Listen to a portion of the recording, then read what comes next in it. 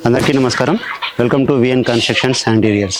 చాలా వరకు ప్లాస్టింగ్ చేసిన తర్వాత క్రాక్లు ఎందుకు వస్తాయని చెప్పేసి చాలామందికి చాలా డౌట్ ఉంది.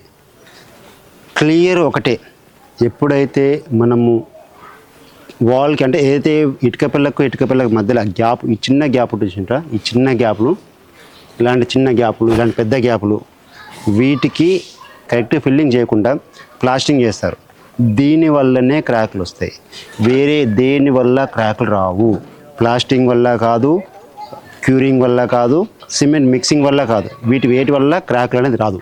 ముఖ్యంగా ఎందుకంటే వీళ్ళు చూస్తున్నారు కదా, ఇంతింత గ్యాప్లు వదిలేస్తున్నారు.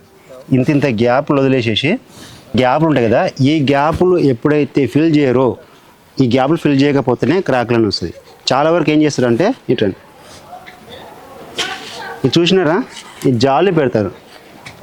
ఈ జాలి పెట్టేసి, ఈ జాలి పెడితే క్రాక్ రాదంటారు. కానీ ఏదైతే ఈ పైన ఫిల్ చేసి వచ్చినా, జాలి పెట్టే ముందు పైన మాత్రమే ఫిల్ చేస్తారు. ఈ పైన ఫిల్ చేసిన తర్వాత ఏదైతే ఈ గ్యాప్ లోపల ఉంటుందో, ఈ గ్యాప్ లోపల గాలి ఉంటుందో, ఆ గాలి ఉండటం వల్ల నువ్వు ఎంత మంచి ప్లాస్టింగ్ చేయి, ఎంత మంచి క్యూరింగ్ చేయి, సిమెంట్ ఎక్కువ కలుపు, ఏది కలుపు, ఎంత క్వాలిటీగా చేసినా సరే ఒక్కసారి లోపల ఎయిర్ ఉండిపోయింది అంటే 100% క్రాక్ వస్తుంది. నువ్వు జాలి పెట్టు, దానికి బంగారం పూతపు ఏదైనా పోయి ఖచ్చితంగా క్రాక్ అనేది 100% వస్తుంది.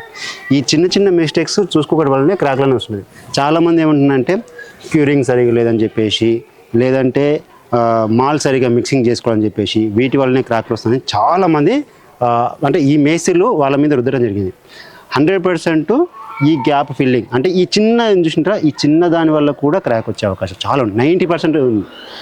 ఎప్పుడైతే ఈ లోపల గ్యాప్ అనేది ఫిల్లింగ్ సరిగా లేకపోతే క్రాక్లు వస్తాయి. చిన్న విషయం మీరు తెలుసుకున్నాను కోరుకున్నాను. Thank you. జై హింద్.